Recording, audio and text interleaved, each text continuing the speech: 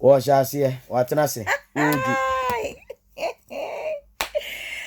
Yo, ya saw makwa babiem de adwu so nigidie insem na ye beji yani kase boni mu na unim se ade bi abaga na hase akese obi e ka ho asem e de asem na mekan LGBTQI+ one minus ne times ni nyina akeka wi I lesbian ni gay for sense mi jese ba ye ododo na aka asem bi e de afa ho ebinum a kire o madwe se ade ntwero enye ntokwa dodo na a kire o madwe e de afa ho na me no kasei abrante bi a wobonyom e wo Ghana ha e de na no akwakoto asem bi amana pagya chese ama ne ho aba asem hwan asem e na make pop skinny pop skinny e ho asem e na make chese abaye abrante yi se nyankopon abie nani owura sunsum wiase no wawu se late ebony rains na nahema ewo na wowu ye no na enye ka kwanhia keke na emom supi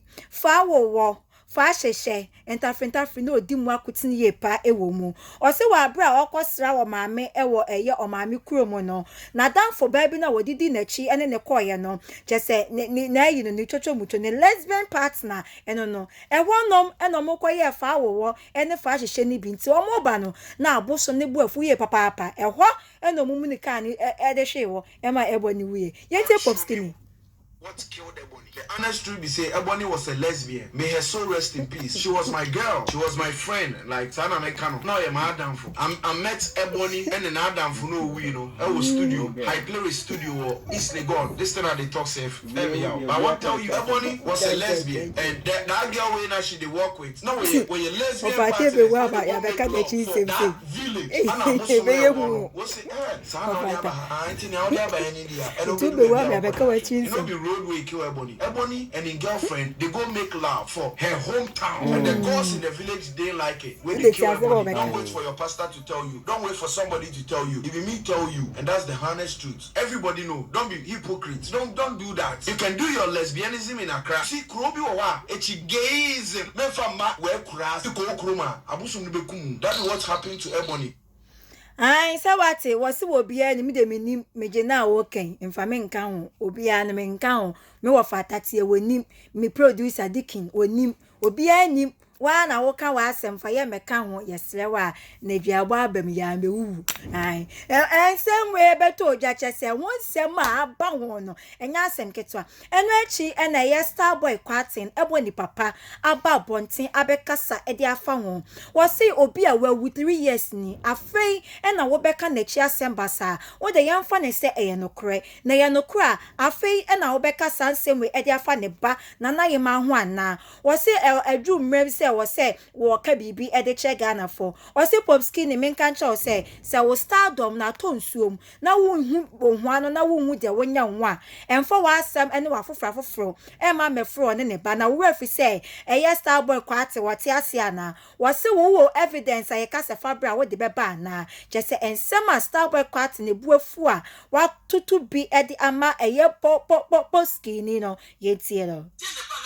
This time no baba kasa asem no ayede even let's assume it's true who kind of yet who sumba na do say the chroma bekun because we're lesbian oh it's a shit that was you come again you couldn't change on this mark my words he never can change on this sometimes I don't know my so preach to the wall and when they're so preached now unfortunately I'm preached. And I don't know that the number is who said Ebony Papa Tiasiana. Or who said Ebony Papa is a guy on one, maybe more. Because me and the Bedouin Robert here. Now, who knew she was going to die this early? Me and the small age, you know, a bit magic. And I'm young, so the bit make you be age. So you can't be too sure. So who can't say that when you have 10 things of a sort, you should be mindful. Obioni was a kind of chasm Yaza. This is all better than Babina. Why would you say this young man is not serious? I don't know how much I say, no, when you need any proof. They say you could just a young man. Now come here and prove because what you say, Mebana, where will you go? Maybe I'll think about that. It's about time I some check for me because then I want to know me.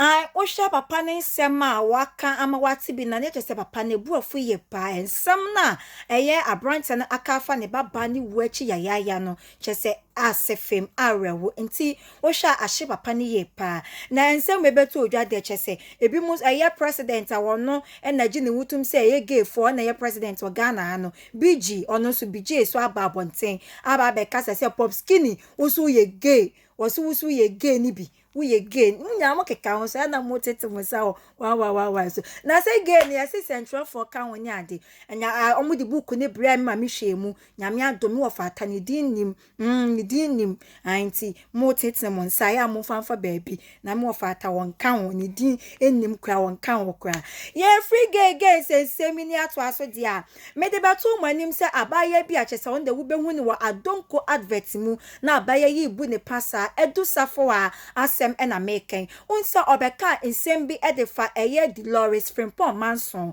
ehwo meche delay ehwo say delay eba eye industry ni mache ye central adwuma no wo ye yache nenso ade ba akopekra ni won mo betimi di etu ne ho say wo ba ye ni studio ni a wo kọ ho ekoya manfo interview ni ade wo si delay mackerel any delay spaghetti ni ade ni nyina oh broni krom ene free ene eba na delay di midi abobo delay ni she enti won sem fata say you celebrating the say we celebrity and I say dey obi chen say we ni remo the cross delay sem fata san sem e ba ya na me na wo ka say delay aba ba reply and sem ya eya safo akan ye no ye say obi no maduro e ma yade fo ye ntie safo ansem no ansa ne akọ delay and so a reply no eso. Every so when somebody becomes quieter, the individual is an idol. It is wrong. What does delay do? Do you even want to say on the mackerel? Your friends are spaghetti. Not do we not the better Instagram. But when you come to delay, mackerel no we not the other to factory ne free about brony the day. Okay, is it everyday pictures? It's something that even we often see. Two, shall the talk show now where you know what delay does is offer Akunya Bakusi or not offer Akunya Bakusi. The focus is trend. Let's help our generation. The talk show now where you know. And Tibabia delay interview said about 10 to 12 years. Now she can boast of a studio. You to be back say, oh, this is delay studio. I want to go there. But you are say Akunya Siana Akunya say, and even no show on social media Akunya no say about say then you. It will be a guest to let you know. Now Akunya Fufusi. You can't call this person a role model. Ai ensema asafo a eka ye na mabobi ama watie no wa meka se akosu enhyaba metie mia na matoto momone e de ahya abaya no num se bebusa ne se na de na hye wanumi an ebi e na wate eno no se de meka ye no delay eti sa asemwe chese wono so de awonwan sa wa pa ponten aba bekasa na ensema wo ka no e na Ghana for eka se aseme delay eka ide wutimu se safo asem bi amre bi no obeka ye no ehu anu yie e na delay e de ma no say one no ne dia wo ye ne se won wa ba wi ase se wo interview na wo be ye no enfa woni ba bi obe ye he obetima da gata mu kura no ye interview no also obetima akwa se ndua so se adwe no ye interview de hia ne se asem na wo be deliver no e beto amanfo tinim na e de emuaye papa bi e abrand eno e na ya sign ne se o me achieve e wo central dwuma wo ye emu. Say, may extraordinary presenter. My job is to interview people, bring in the numbers, and make headlines. And you know, it doesn't matter with whom. Say the panel would ding, so any ding. I will say Jumate to me cost. It doesn't matter where. Me permit not got tano, and I may hang dream to say the interview must go on. And it doesn't matter on what. Me permit not na kenting, and I met not as a grasso. At the end of the day, no, I have to deliver. Me Juma no, me job description, no. It's I'm here to do my job. Ai sawate wase wono wa ha se oba beye ne dwuma de hia ne se watimi deliver no ye ne interview kama eno na ehia na enwumre ye se ododo akonwa ye ntena so enche na wokọ baabi na wansori a wogi wani so akoso enhyaba mempese magi mani so wochena eye kwasiada mekwa asori ntimi mempese magi mani so kora ene enwumre ntimi sorry ama me wo fata apon me din no eye maame akosua insuraba ushama bonten na wo frem Oyepa Goddess a meje also Slay Queen PR nande enkan wanu ne 2020 asem they say you 2021 new year new name new trending sa na yeko they say near the Oyepa Goddess ai boy just so share the free East Legon yo yate na ne opoku adon so say wo hwe kase ne pa free takwa na ya George also say ajemasu na hwe kase ndi free na o chia Otin Nathaniel